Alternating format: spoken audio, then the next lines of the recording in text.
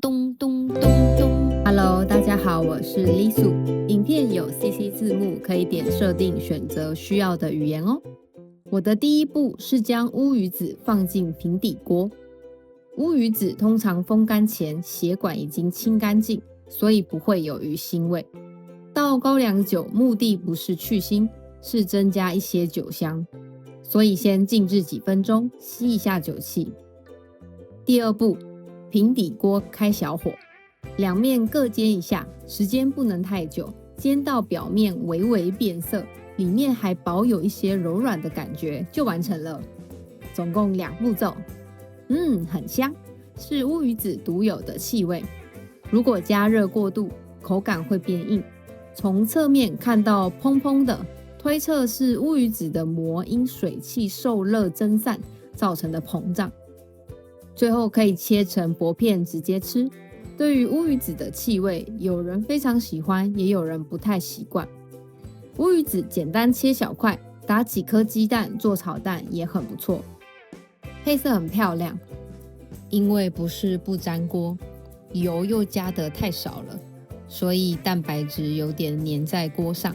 我们把它刮一刮，简单炒一下就完成咯。这是电磁炉，有开关、功能选择、增加减少温度、设定时、安全锁，旁边是家家户户都一定有的电锅，操作非常简单，加入适当的水，盖上锅盖，按下电源，等电锅按键咚的一声跳起来，再焖一下，利用水蒸气蒸熟就可以完成不少料理。乌鱼子是过年的时候从家里带回来的，在台湾过年期间通常会准备很多食物，因为亲戚朋友会来拜访，大家会一起聚餐。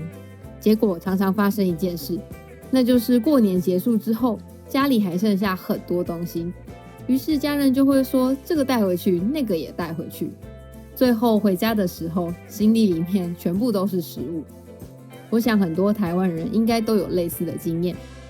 除了乌鱼子之外，我还找到了一个放在冷冻库很久的老婆饼，是台湾很常见的传统糕饼。据说是从前有户人家用老婆做的饼养家，就称为老婆饼。它的外皮是奶油酥皮，里面通常包着甜甜的冬瓜馅料跟熟糯米粉，另外还有很相像的太阳饼和奶油酥饼。太阳饼是猪油酥皮加麦芽糖馅料，奶油酥饼是奶油酥皮再加麦芽糖馅料。因为刚从冷冻拿出来，把它放进烤箱里面，哇，差点连除湿剂都一起烤了。关上烤箱门，100度 C 上下火，加热5分钟。酥皮外面会有一层油，用小火才可以避免烤焦。加热几分钟之后，外皮重新变得酥脆，香味也慢慢跑出来，几乎跟刚买时的口感差不多。吃完之后，突然想喝点冰的东西，于是晚上跑去夜市。最后我买了一杯绿豆沙，绿豆沙是把绿豆煮熟之后，加入冰块一起打成冰沙。中医观点中属于凉性食物，所以可以解热，喝起来很浓郁，有天然的豆香味，在夏天是简单的好滋味。这是几点卡，吸管套习惯性直接在吸管上打了一个单结绑住，就不怕掉地上。学生时期社团练习，大家订饮料，也可以马上分辨哪个是自己的。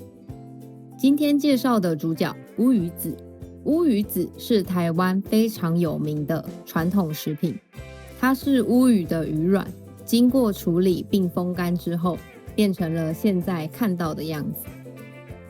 因为工序复杂，而且无法机械替代，成为珍贵食材。尤其是在农历新年期间，很多家庭都会准备乌鱼子招待客人，也会作为礼盒送礼。这瓶是马祖高粱酒，冬天去马祖玩，有机会可以免费获得哦。当时拿到3瓶，这是其中1瓶。从瓶子上可以看到酒精浓度58，我有喝过一次，味道相当强烈，喉咙可能因为酒精浓度高，产生辣辣的感觉。回到乌鱼子料理，部分人会先泡酒几分钟之后，比较容易把乌鱼子表面的薄膜撕掉，但有没有撕掉，主要是口感上的差别，不然那层膜就只是鱼卵的膜。当然，鱼卵膜可能在处理时自然破损，商家会用很薄的猪皮补丁。今天有马祖高粱酒、乌鱼子、炒蛋、电锅、平底锅、老婆饼、绿豆沙。如果你来台湾旅行，有机会的话，不妨都试试看哦。记得按赞、订阅和分享，下次见。